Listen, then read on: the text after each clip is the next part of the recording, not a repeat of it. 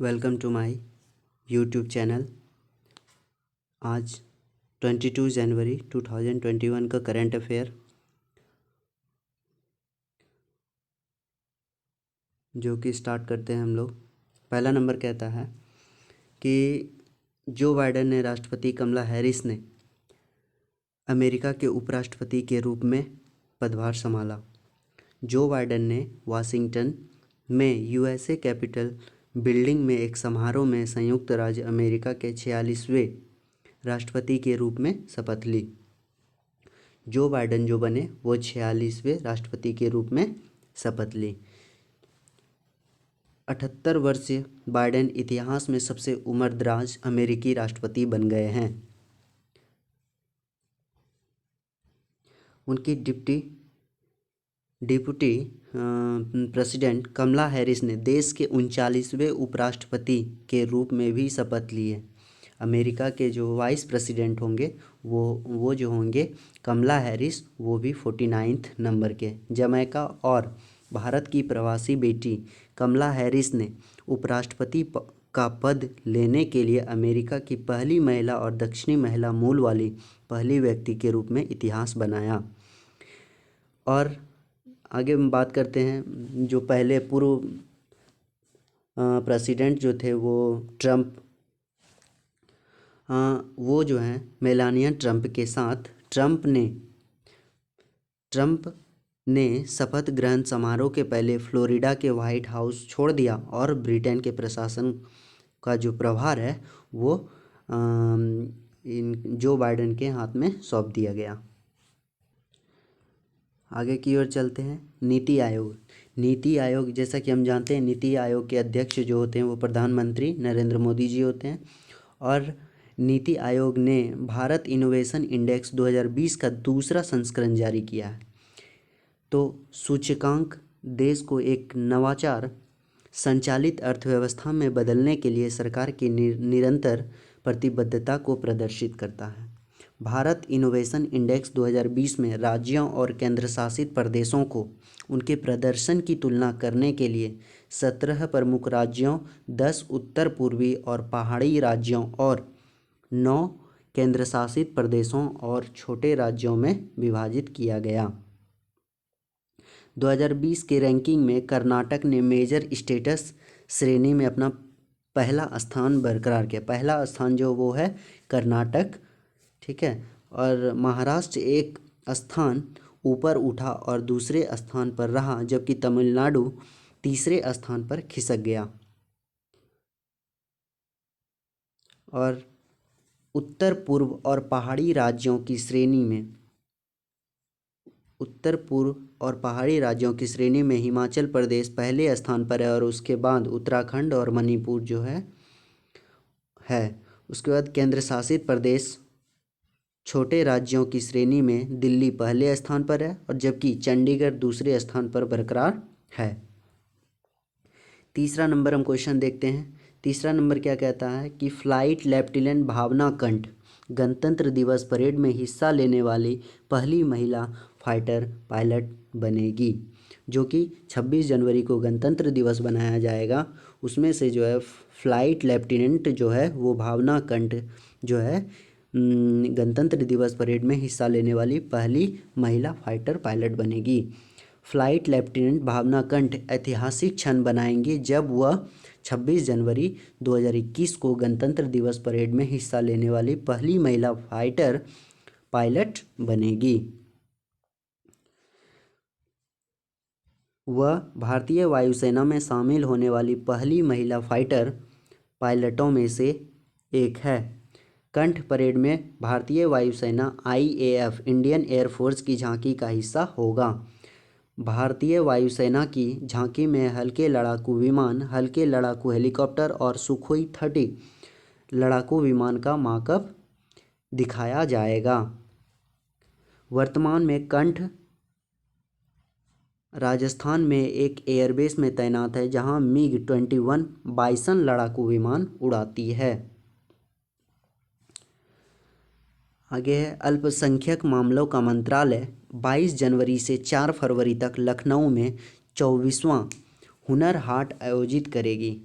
अल्पसंख्यक मामलों का मंत्रालय 24वें हुनर हाट का आयोजन अवध शिल्पग्राम लखनऊ उत्तर प्रदेश में 22 जनवरी से 4 फरवरी तक वोकल फॉर लोकल की थीम के साथ करेगी। अल्पसंख्यक मामलों का जो मंत्रालय है वो 24वें हुनर हाट का आयोजन करेगा, वो भी शिल्पग्राम लखनऊ के उत्तर प्रदेश में, उत्तर प्रदेश के लखनऊ में। आगे जो हम देखते हैं अगला क्या कहता है, हुनर हाट में देश के 31 राज्यों और केंद्र शासित प्रदेशों के कारीगर और शिल्पकार भाग लेंगे। विभिन्न राज्यों के लगभग 500 कारीगर, शिल्पकार और विशेषज्ञ अपने उत्तम हस्तनिर्मित उत्पादों का प्रदर्शन और बिक्री करेंगे। देश के जाने माने कलाकार हुनर हाट में हर दिन आत्मनिर्भर भारत की थीम पर सांस्कृतिक कार्यक्रम प्रस्तुत करेंगे। अगला क्वेश्चन है हमारा, केंद्रीय मंत्रिमंडल ने सौर ऊर्जा के क्षेत्र में सहयोग के लिए भारत उज्बेकिस्तान के बीच समझौता ज्ञापन को मंजूरी दी है। भारत और उज्बेकिस्तान के बीच केंद्रीय मंत्रिमंडल द्वारा जो है सौर ऊर्जा के क्षेत्र में सहयोग के लिए जो है एक ज्ञापन को मंजूरी दी है, जो कि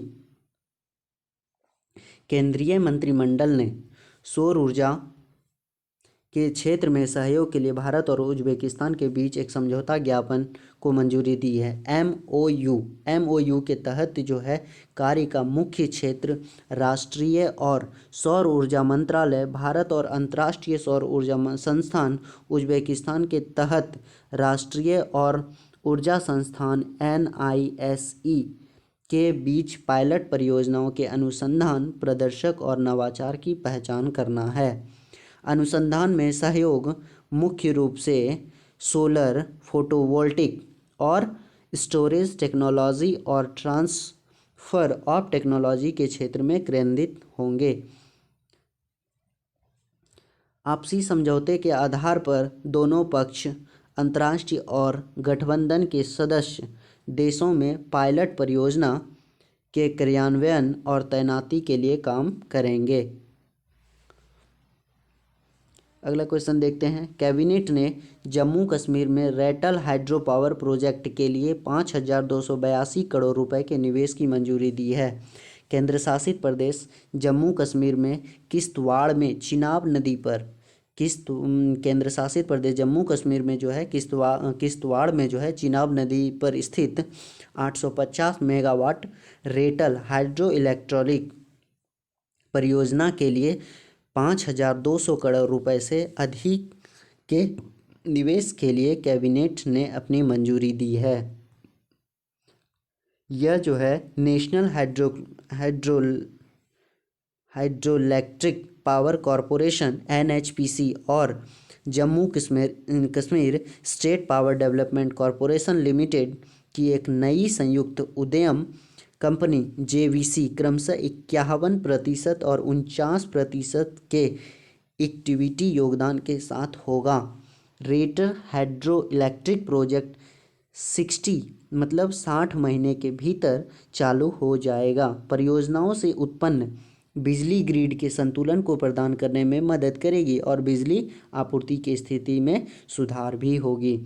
अगला क्वेश्चन देखते हैं, 21 से 23 जनवरी तक गुजरात में आयोजित चिंतन बैठक नाम से 3 दिवसीय पोर्ट रिव्यू मीटिंग आयोजित होगी। चिंतन बैठक नाम की 3 दिवसीय पोर्ट रिव्यू मीटिंग इस महीने की 21 से 23 तारीख तक गुजरात में आयोजित होगी।